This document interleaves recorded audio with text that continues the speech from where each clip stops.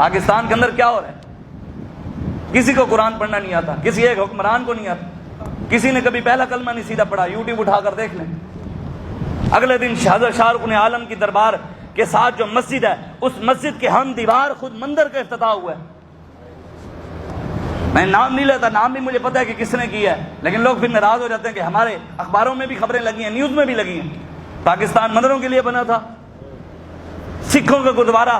تاریخ ہے پاکستان میں آج تک 76 سالوں میں کسی نے بھی 14 ارب کی مسجد نہیں بنوائی، 14 ارب کی، لیکن 14 ارب کا سکھوں کا گردوارہ کرتارپور میں کھلا ہے۔ ڈیرکی کے اندر مندر بنا، اب سینما بنے ہیں۔ سینما کے وقت وہ وزیر، وہ جو ہے اس ٹائم وزیر ہے، ایک عورت ہے، اس نے سینما کا افتتاح کرتے ہوئے دعا مانگی۔ کوئی بتانے والا نہیں، کوئی مولوی گربان پکڑنے والے نہیں۔ اللہ رسول کے ساتھ تو مذاق نہ کرو، دین کا مذاق تو نہ اڑاؤ۔ پھر دعا کیا مانگ رہے ہیں؟ یا اللہ اس کاروبار میں برکت عطا فرما۔ اور پھر اعلان کر رہے ہیں اللہ کے فضل سے ہم نے ایک سینما بنا لیا ہے، پاکستان میں اور بھی سینما بنیں گے۔ مسجد کا بل، ٹی وی کا ٹیکس آتا ہے، اب اس بجٹ میں مسجد کے بل میں ریڈیو کا ٹیکس بھی لگا ہے۔ ریڈیو کا ٹیکس بھی مسجد میں آتا ہے۔ چلتی ہے جی ٹی وی لائی ہوئی ہے تسی؟ استغفر اللہ، اللہ میں معاف کرے بھی، ایسی کوئی فلمیں چلانے ہیں مسجد ہیں، لیکن مسجد میں ٹی وی کا ٹیکس ہے۔ سینما کا آدھا بل معاف ہے، 50%، مطلب لاکھ آئے گا تو 50,000 معاف۔ پھر لوگوں نے مسجدیں بنانی ہے، سینما بنانے ہیں۔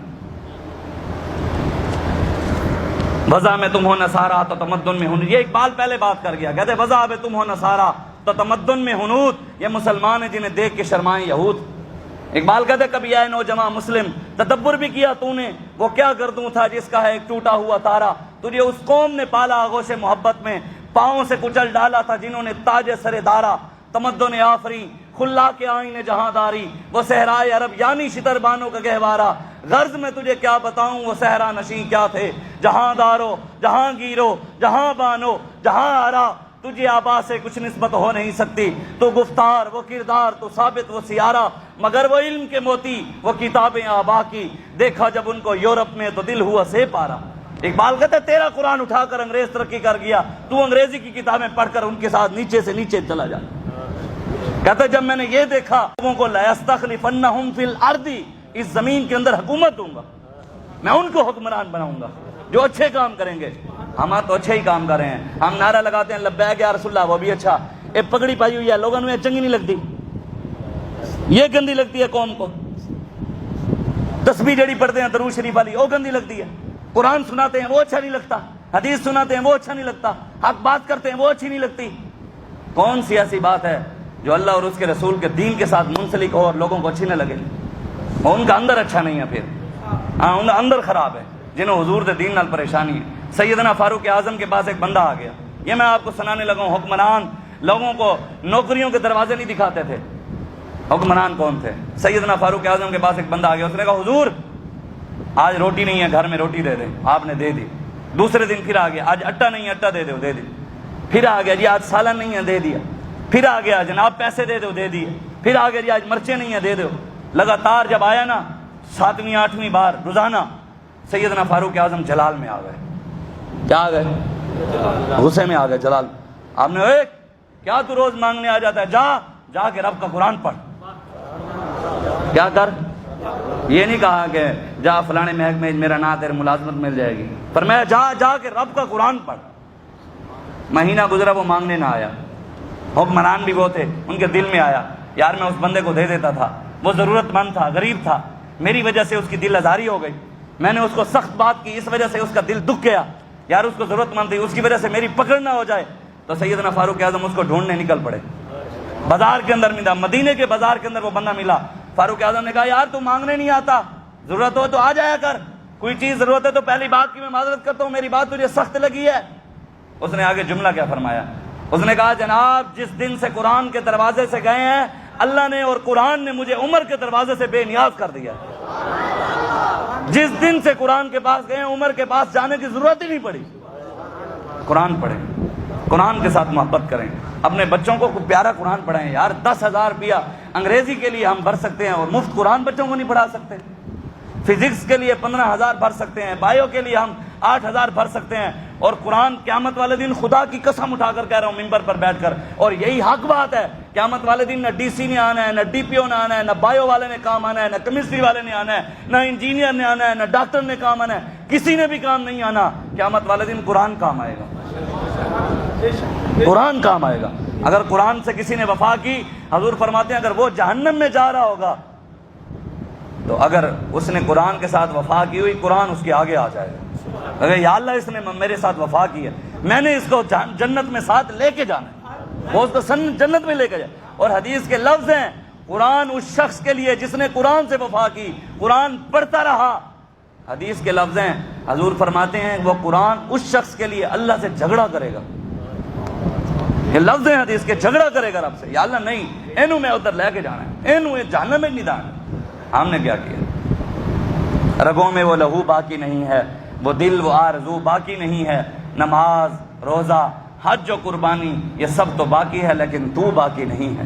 اقبال کہتا ہے لیکن مسلمان باقی نہیں ہے۔ کہتا ہے الحذر آئین پیغمبر سے 100 بار الحذر، حافظ ناموس زن مرد آزما مرد آفرین۔ اقبال کہتا ہے شیطان نے، ابلیس نے اپنے چیلوں کو کہا کہ مسلمانوں کو حضور کی سیرت نہیں بتانی، ان کو حضور کے بارے میں نہیں بتانا کہ حضور نے نظام کیسے چلایا تھا، ان کو اس سے ڈرا کے رکھنا ہے، نہ ان کو نہیں بتانا۔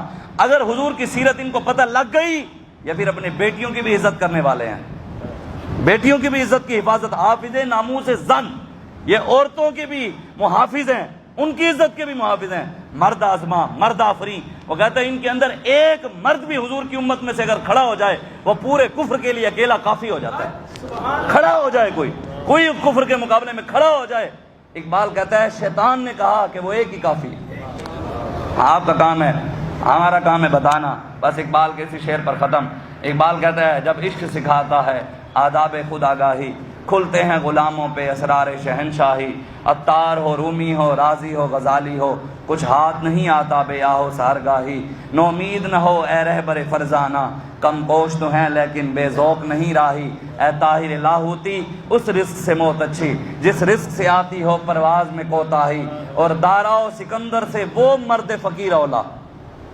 اقبال کہتا ہے بڑے بادشاہ گزرے ہیں، دارا اور سکندر بادشاہ۔ اقبال کہتے ہیں دارا و سکندر سے وہ مرد فقیر اولا ہو جس کی فقیری میں بوئے اسد اللہ ہی۔ کہتا ہے جس فقیر میں سے حضرت امیر حمزہ کی خوشبو آئے، اصل بادشاہ وہ ہے۔ دارا و سکندر سے وہ مرد فقیر اولا ہو جس کی فقیری میں بوئے اسد اللہ ہی، اور آئین جمع مرداں حق گوئی و بے باکی، اللہ کے شیروں کو آتی نہیں روب آئی۔ اقبال کہتا ہے اللہ کے شیروں کو دوسری بات نہیں آتی، ہو محمد عربی کا غلام اور چوں چوں چنا کے، لیکن اگرچہ کے لیکن یہ ہے، یہ بات حضور کا غلام نہیں کر سکتا۔ اس لیے سوچیں، ہمارا کام ہے آپ کو بتانا، ہماری ڈیوٹی لگی ہے۔ حضور نے فرمایا میری امت کے علماء حکمرانوں سے پیسے لے کر دین نہیں بیچیں گے۔ 3 بار حضور نے فرمایا یہ حکمرانوں سے پیسے لے کر دین نہیں بیچیں گے۔ ہم پیسوں پر بکنے والے نہیں، ہم محمد عربی کے نام پہ بکنے والے ہیں۔ ہاں، کائنات میں ایسی نہ کوئی ایجنسی پیدا ہوئی ہے، نہ ایسا کوئی ادارہ پیدا ہوا ہے، نہ ہی کوئی ایسا بڑے سے بڑا کوئی پنے خان نہ پیسے والا پیدا ہوا ہے جو محمد عربی کے غلام کی جوتی بھی خرید سکے۔ تو یہ ہمیں خریدیں گے۔ کہتے ہیں مولوی ویکیا، مولویاں کو فنڈنگ ہوندی ہے، میں کہ ہاں ہوندی ہے، کہتے کتوں ہوندی ہے، میں کہ گنبد خضرات ہوندی ہے۔ ہم کو اپنی طلب سے سوا چاہیے، آپ جیسے ہیں ویسی عطا چاہیے، کیوں کہوں یہ عطا وہ عطا چاہیے، ان کو معلوم ہے ہم کو کیا چاہیے، کون دیتا ہے دینے کو منہ چاہیے، دینے والا ہے سچا۔ بس آئیں حضور کے دین کے ساتھ کھڑے ہوں، اپنے بچوں کو حضور کی محبت دیں، قرآن کی محبت دیں۔ حسین کا اصل مشن یہی ہے۔ امام حسین نے میدان کربلا میں سر اس لیے نہیں دیا تھا کہ بعد میں امت حضور کی میرے نام پر کھیر کھائے، سبیلیں پیے، حلوے کھائے، بریانیاں کھائے، بکرے کھائے، مرغے کھائے، اس لیے نہیں دیا تھا۔ ہاں کھائے، حسین نے سر اس لیے دیا تھا کہ حضور کی امت کبھی دین پر مشکل وقت آ جائے اور سامنے کوئی وقت کا یزید بیٹھا ہو، اس یزید کے ہاتھ میں ہاتھ نہیں دینا، بیعت نہیں کرنی۔